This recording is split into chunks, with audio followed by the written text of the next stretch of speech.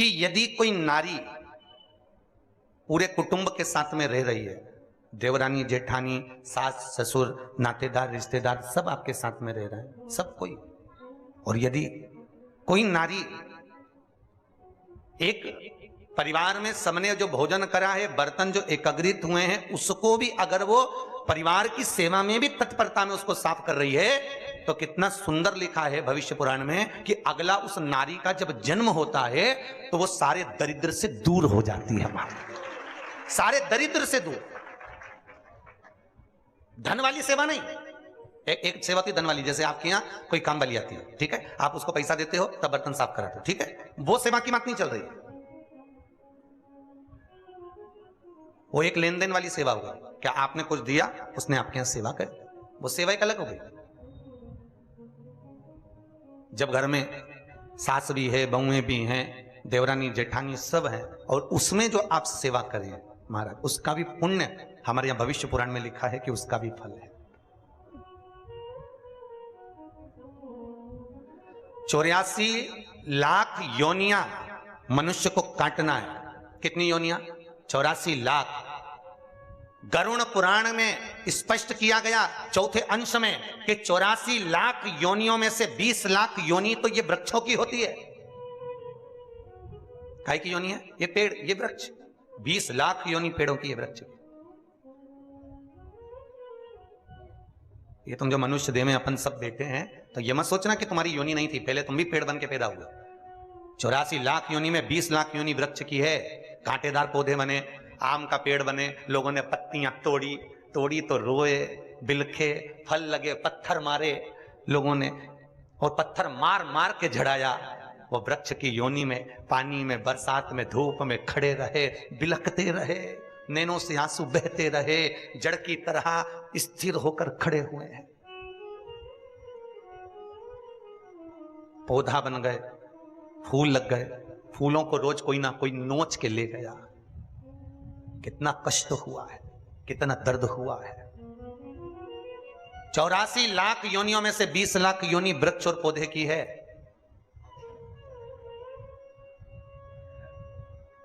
बीस लाख योनि जलचर की है। पानी में जो कई जम जाती है, कई, उस कई में जो कीड़े पड़ जाते हैं, उसकी योनि। 20 लाख अलग अलग वेराइटी के कीड़े बने। कोई नहाने आया, पांव रखाया, वहां मर गए। कोई कपड़े धोया, वहां मर गए। कोई ने झाड़ू लगाई, फिनाइल डाला, वहां मर गए। 20 लाख योनि इसकी है। तुम अपन सोचें कि बताओ ऐसी भी योनि होती है? 84 लाख योनियां काटते काटते काटते काटते तब जाकर ये मनुष्य की देह मिली है, तब मिली। आखिरी में मनुष्य का शरीर प्राप्त हुआ। और 84 लाख योनियां काटने पर जो मानव की देह मिली, वो केवल दो ही कारण है। एक, भगवान का भजन करो, और दूसरा, कर्म का भोग भोगो। जो पूर्व में करके आए हो उसको भोग लीजिए महाराज, भोग।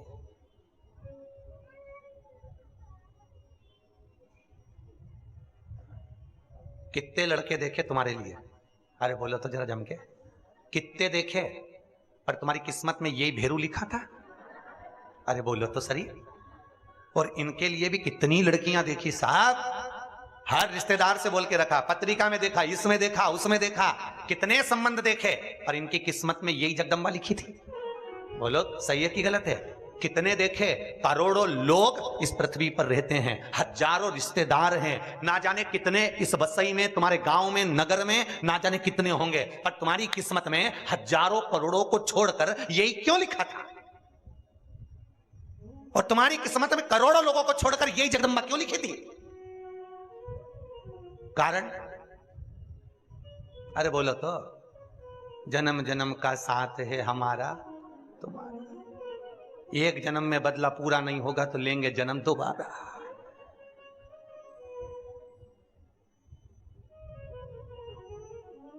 ये जो अपशब्द कहते हैं, ताने देते हैं, कहीं पति आपको कुछ कह देता है, कहीं पत्नी आपको कुछ कह देती है, ताने देते हैं, उसका केवल एक कारण है कि जो पूर्व में संग हुआ है, कहीं आपने इनका कुछ बिगाड़ा, कहीं इन्होंने आपका कुछ बिगाड़ा, तो आज भोग रहा है।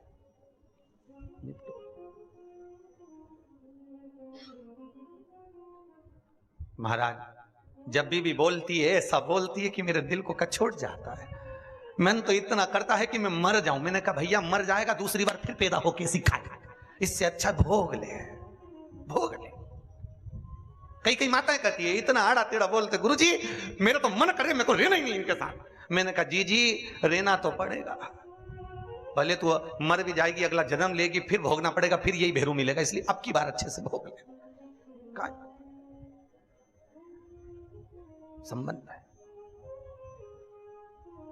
क्यों रोए? मनुष्य का शरीर मिला है, जीवन मिला है, मानव की देह मिली है, और ये शरीर, ये देह भगवत भजन के लिए और भोगने के लिए मिली है।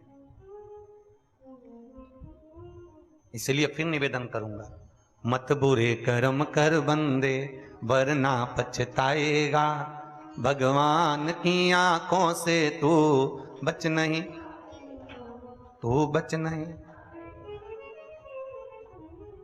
एक दुकान पर सामान खरीदने जाओ तो लिखा होता है कैमरे की निगाह में हो।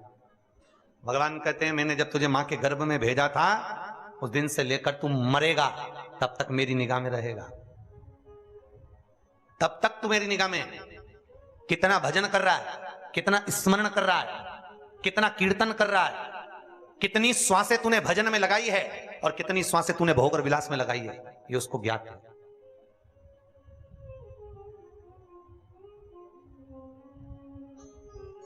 एक बच्चे को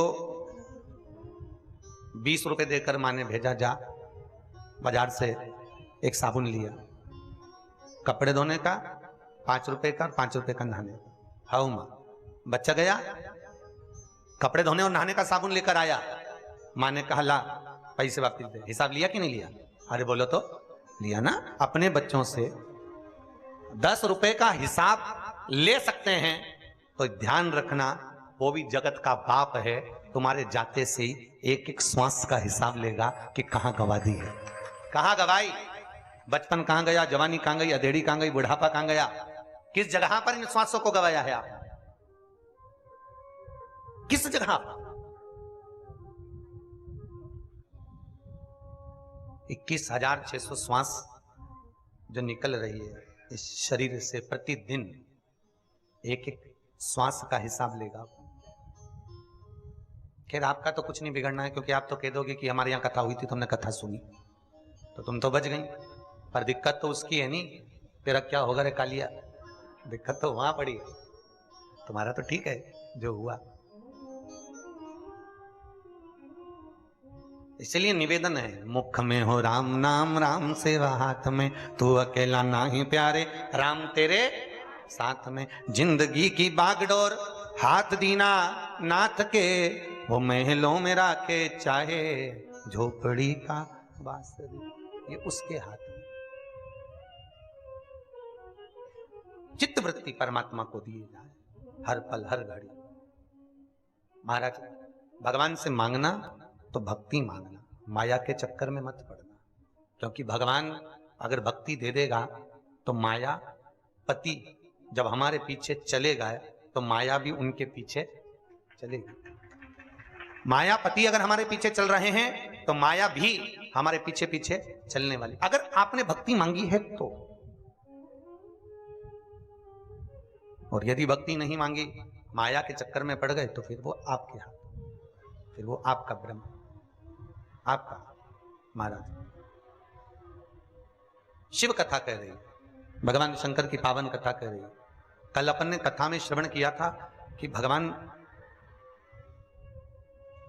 आनंद कंद परमात्मा भक्ति का रस तत्व ग्रहण करने वाले भगवान शिव का मंगल विवाह हुआ है। मंगल और मंगल विवाह की ओर जब अग्रण्य हुए,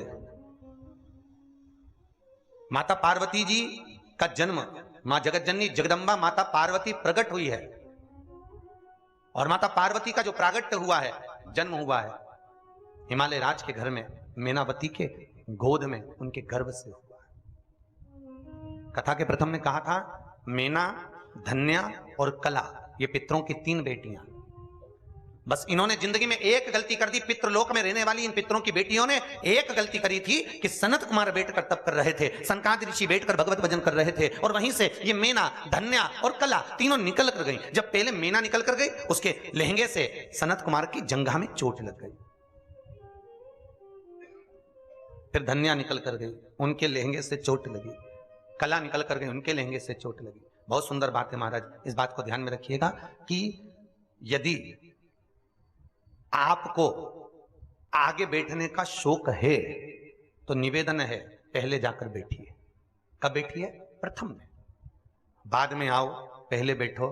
किसी के चरण में चोट ना लगे, किसी को अपना पांव ना लगे, किसी को अपनी लात ना लगे। क्यों? शिव महापुराण कथा कहती है, श्रीमद् भागवत कथा में भी वर्णन किया वेद व्यास जी ने, कि जब किसी पंडाल के अंदर जितने भी भगत वैष्णव जीव संत जन आनंदमय परमात्मा की कथा का रस तत्व ग्रहण करते हैं, भगवान की कथा को जब कोई श्रवण करने बैठता है तो वो केवल मनुष्य नहीं होता, 33 कोटि देवता उस कथा को सुनने के लिए बैठते हैं और उनके रूप में विराजमान होते हैं। तो हम आए और हमारे चरण किसी को लगे, हमारा पांव किसी को लगे, हमारे कहीं चोट किसी को लगे, तो उसका दुख, उसका कष्ट हमको भोगना पड़ता है, जैसे मेना, धन्या और कला को भोगना पड़ रहा।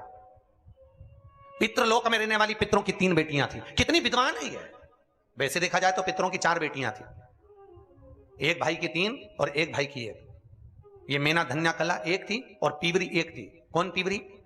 जिसका विवाह श्री सुखदेव जी महाराज के साथ में हुआ, जिन्होंने भागवत बाची है। श्री सुखदेव जी महाराज की धर्मपत्नी का नाम था पीवरी, पितरों की बेटी थी वो भी। तो मैना निकल कर गई, फिर धन्या निकल कर गई, फिर कला निकल कर गई। उनके चरण की चोट, उनके चरण का प्रहार, उनके लहंगे का, वस्त्र का चोट सनत कुमार की जंघा पर लग गया। इतने में एक चोट तो सहन कर ले व्यक्ति, अगर कोई का एक का पांव लगे तो चल जाए, पर जो निकले ना पांव मारता मारता जाए तो अच्छा लगे क्या? तो श्रेष्ठ कहां? हमारे यहां कितना सुंदर कहा गया, भीष्म गीता में स्पष्ट कहा गया कि 4 तरह का भोजन बेकार होता है। भीष्म गीता में कहते हैं 4 तरह का भोजन बेकार होता है। पहले नंबर का भोजन, जिस भोजन की थाली को कोई लांग कर चले गया, फिर वही चोट लगने वाली बात है। जिस भोजन की थाली को कोई लांग कर चले गया, वो नाली में पड़े हुए कीचड़ के बराबर होता है।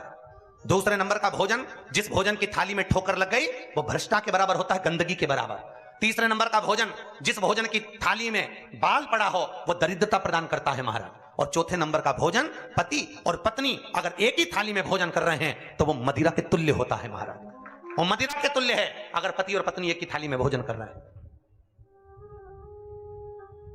खैर, आप लोग तो चतुर हो वसई वालों, आप लोग तो नहीं करते होगे, पर वो तो शास्त्र में लिखा है इसलिए हम बता रहे हैं। ठीक है, आप सब तो विद्वान हो, आपसे तो ये गलती नहीं होती होगी, फिर भी अगर कोई गलती कर रहे तो उसको सुलझाएं। कितना सुंदर लिखा है, अगर पति और पत्नी एक ही थाली में भोजन करें तो वो मदिरा के तुल्य होता है। और भीष्म गीता में कहा गया, पति के जीवने के बाद पत्नी अगर उसी थाली में जीम रही है तो 4 तीर्थों के प्रसाद से बड़ा महाप्रसाद होता है।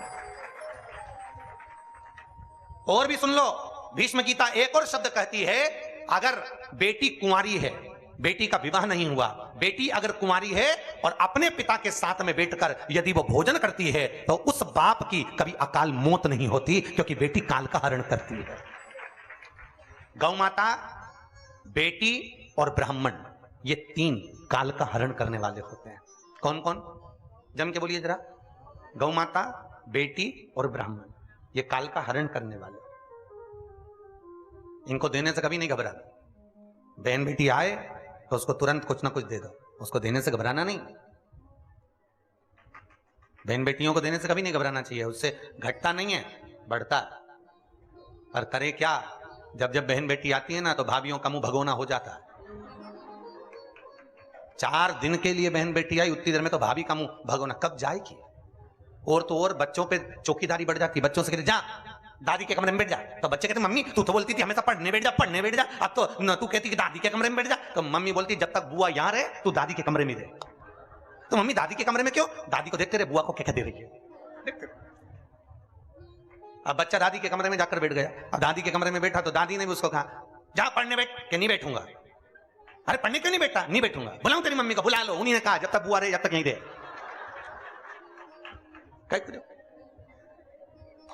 अरे देने से नहीं घटता बाबा, कथा कह रही है, शास्त्र वर्णन कर रहा है। बहन बेटी को देने से घटता नहीं, बढ़ता है। गौ माता को देने से घटता नहीं, बढ़ता है। संत ब्राह्मण को देने से घटता नहीं, बढ़ता है। पर इन तीनों के आने से लोगों का मुंह फूल जाता है। गाय आई तो डंडा लेके खड़ी हो गई, बताओ अभी तो रोटी दी थी, फिर आ गई। बहन बेटी आई तो मुंह फूल गया। कोई ब्राह्मण तुम्हारे यहां गया तो मुंह फूल गया, बताओ पंडित जी फिर आ गए, मतलब दक्षिणा देना, अभी तो दी थी 15 दिन पहले, फिर देना पड़ेगा। अरे ब्राह्मण, गाय और बेटी काल का हरण कर लेती है, काल को जीत रही। तुम्हारा काल हरने के लिए आएंगे।